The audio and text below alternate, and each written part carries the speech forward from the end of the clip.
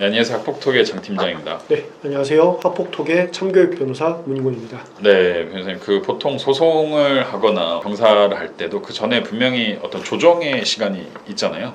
대표적인 사건이 이혼이죠. 이혼은 이제 조정 전치주의라고 해서 무조건 조정을 거치고 와야 됩니다. 조정을 해서 안 됐을 경우에 이제 본격적인 소송, 분쟁, 다툼이 이제 시작된다고 보는 거죠. 네. 그럼 학교 폭력도 분쟁 조정 이런 것들이 있을까요? 학교 폭력 분쟁 조정이라는 것은 이제 쉽게 말해서 피해 학생이랑 가해 학생 네. 간의 손해배상에 관한 이런 부분들을 합의를 조정하는 과정이고, 학폭이 개최하는 별개입니다. 학폭위 분쟁 조정 위원회 또는 교육감이 조정을 해주게 되는 것입니다. 분쟁 조정 심의위원회의 개최 조정 성립과는 별도로 학폭위 개최 조치는 별도로 가능하다.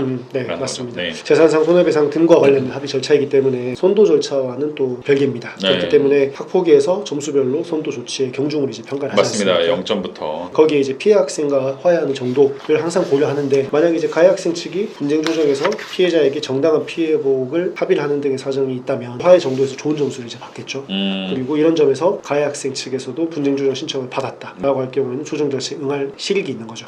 네. 분쟁 조정 구체적으로 어떻게 좀 되나요? 일단 분쟁 조정은 합의 절차입니다. 합의 네. 절차이기 때문에 쌍방의 동의, 그러니까 피해 가해 학생의 동의가 모두 있어야만 됩니다.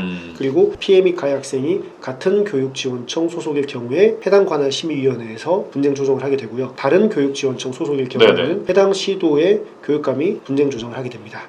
따라서 신청서의 접수도 처리 기간에 이제 접수를 하게 되면 되는 것입니다. 네. 분쟁 조정 신청서 양식을 또 하나 띄워드리겠습니다. 네. 방금 간단하게 말씀드렸지만 손해배상에 관련된 합의의 경우에 네. 이제 주로 이용은 된다고 보시면 될 것 같습니다. 그럼 손해배상과 관련된 조정이라고 하셨는데, 민사소송도 사실 조정이 있고 민사상 치료비 같은 걸 나중에 청구하게 되는 경우도 있는데, 민사의 조정과 학폭위의 조정은 다른 건가요?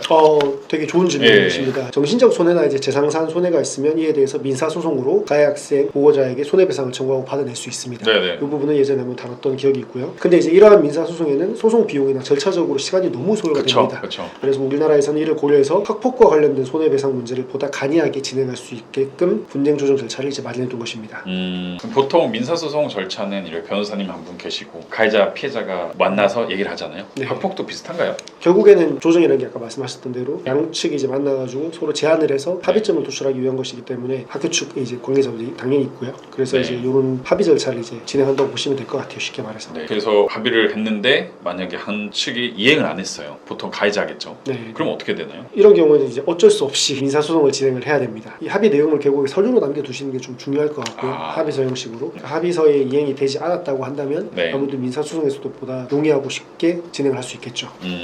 민사소송하고 분쟁 조정을 동시에 시작하고 진행할 수 있는 건 사실상 좀 없다라고 보면 될까요? 네, 결론부터 말하면 병행은 원칙적으로 좀 불가능합니다. 네. 방금 말씀드린 바와 같이 분쟁 조정이라는 것이 결국 민사소송의 어떤 그런 부분들을 간소하게 처리하고자 만들어진 제도이기 때문에 분쟁 조정 전이나 분쟁 조정 도중에 민사소송이 시작된다면 분쟁 조정은 사실 더 이상 진행할 필요가 없는 거죠. 가해자 입장에서 타이밍이 되게 중요하고, 반대로 피해자 입장에서는 타이밍을 어떻게 반대로 이용해서 합의를 하면서 민사소송 준비를 계속 해나가는 그 시점도 필요하겠네요. 그렇죠. 어떻게 보면 조금 그 상황을 살펴야 됩니다. 네. 분위기라든지 이런 걸 살펴보고, 이 사람이 지금 돈 줄 의사가 있는 것 같고 길게 가는 게 내 에너지 소모적으로 힘들 것 같으면 이 절차를 이용해보자. 이런 것들이 좀 이제 테크닉적으로 있어야겠죠.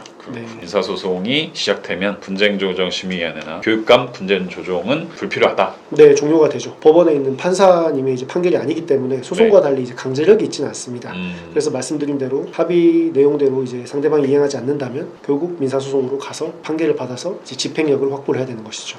그리고 일단 민사소송보다는 아무래도 비용적이라든지 시간적으로 유리한 측면이 있습니다. 양측 모두에게. 이제 여기에서 가해 학생 측에게 이렇게 보면 합의의 성실한 이행을 담보할 수 있을 만큼 압박을 하고, 합의 위반 시 절차 진행 어느 정도 이제 엄중히 경고, 나 이거 이자까지 다 청구한다 라든지 조율이라든지 그런 부분들 전략적으로 잘 이용할 수 있다면 효율성이 굉장히 있는 절차라고 볼 수 있을 것 같고, 변호사 같은 전문가들이 이 분쟁 조정 절차도 심지어 되게 대리를 많이 합니다. 아예 처음부터요? 네. 이 형사 절차에서 예를 들어서 성범죄 같은 경우에도 결국 합의금 같은 걸 이제 지급을 하거나 이 합의금을 조율하게 되는데, 그때에도 변호사를 선임해서 변호사가 상대 변호사와 서로 조율을 하거나 좀 이렇게 밀당을 한다는 표현이 좀 그렇긴 하지만 그런 식으로 좀 금액을 좀 적절하게 조율하는 것들도 변호사들이 많이 하는 역할입니다. 조정 단계에서도 충분히 변호사님이나 전문직 분들의 역할이 필요하다. 네. 라는 말씀으로 오늘 좀 영상을 마치도록 하겠습니다. 네. 오늘 영상을 마치겠습니다. 감사합니다.